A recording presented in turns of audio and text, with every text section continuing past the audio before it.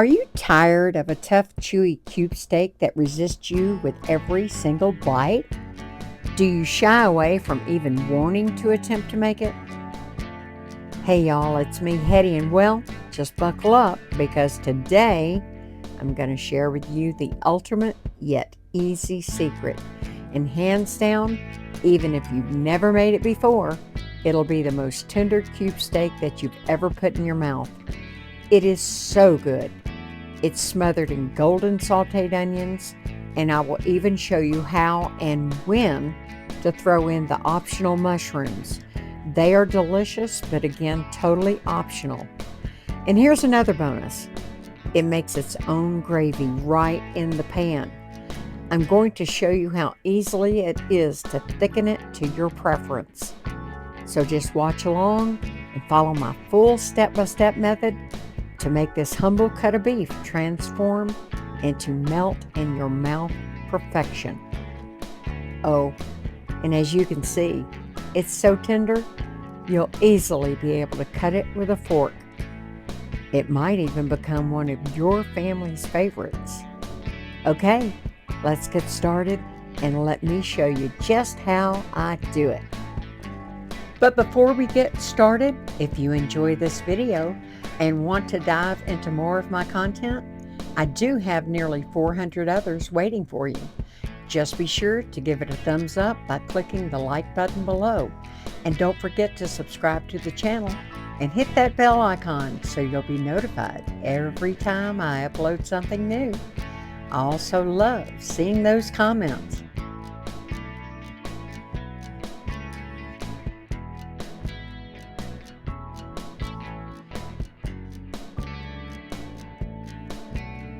Alrighty, today I'm using about 2.5 pounds of cube steak. And what I'm going to show in this little segment is how I just take a paper towel and I just pat both sides of each cube steak dry. It doesn't have to be perfect, but I just suggest you don't skip this step. It does help the seasonings to adhere to the meat a little bit better. And now my seasoning today, I'm just using salt and pepper. I have a salt and pepper mix that I made up, but you can just separately salt and separately pepper the meat. And we're going to do both sides, but you'll see it adheres better because we took the time to pat it dry. And also add just a little bit more than you think you would need because some of it will fall off into the pan. You don't want to be too heavy-handed, but what does fall off will still be in the pan. Moving on, today I'm using olive oil. And I want to tell you quickly about a sear on a gas stove that would be medium-high to high heat. And if you can control your temp, you want to go about 4 to 450 Fahrenheit. I'll have everything down below. That's about a tablespoon and a half of butter I just put in. Now in goes my meat. Now I'm going to tell you, obviously I'm not going to be able to get all of my meat into the pan at the same time. So I know what will fit in there. As you can see, I've picked 3 pieces because the key to a good sear is you do not want to overcrowd the pan. So I'm simply gonna keep going until I get them all done. I'm gonna do them in batches. These are the last 4 pieces. I'm pulling them up now. I don't mess around. Immediately in go my onions. I'm going to saute these off for about 5 or 6 minutes. Get a little color on them, just a little bit.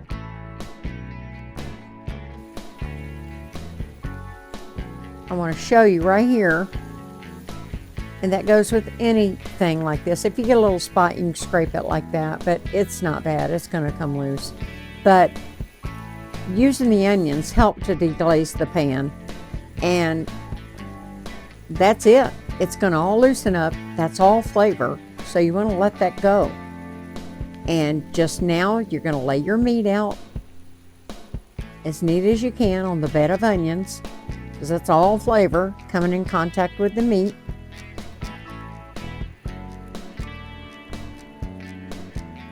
And don't waste that. Pour it right back in. It's going to be all flavor. If I would have had a rubber spatula on the set, I would have used that. But I didn't leave the set to go get one. Okay, next, what I'm going to do here is I've got 4 cups of beef stock. I made it up. I'm using soup base today. You use what you have. If you have homemade, all the better. But I'm not going to use all of that right now. My main concern at the moment is simply to submerge the onions for now. So I'm going to set that to the side. I'm going to be covering this, and it is going to be on a low simmer for in between an hour and a half all the way up to 2 hours when it's done. So just keep it covered and let it go. You'll come in once in a while and just give it a stir and see if you need that extra beef stock. And now I'm going to share with you about the simmer for this dish. This, too fast.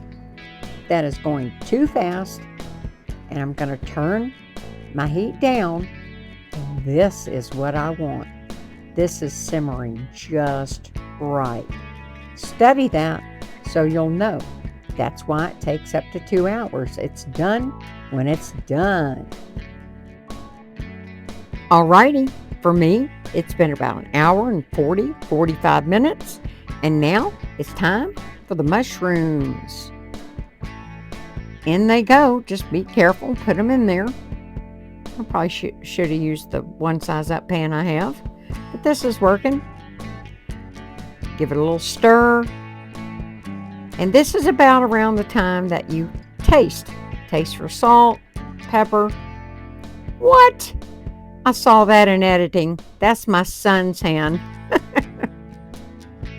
I didn't even know it.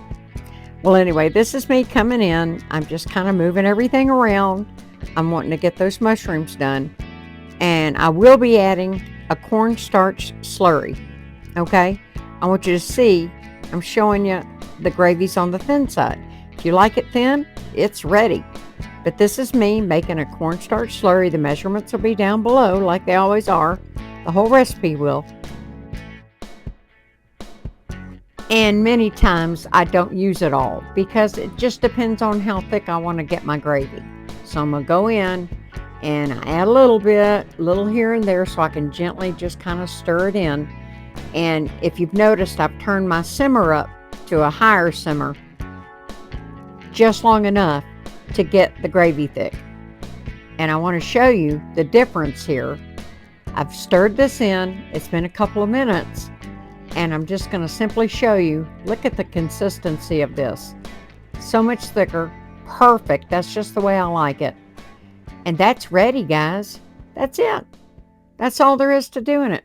If you want thicker gravy, then go in with a little more of your slurry and wait another 2 or 3 minutes.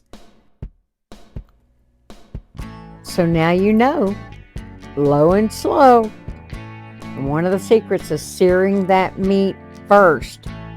Season it, sear it, and then cook it. If you make this, or if your family makes it a different way, let me know in the comments below. I'd love to hear from you. Alright, y'all. That's it for this video. I'll see you in the next one. And y'all know, I love y'all. Bye.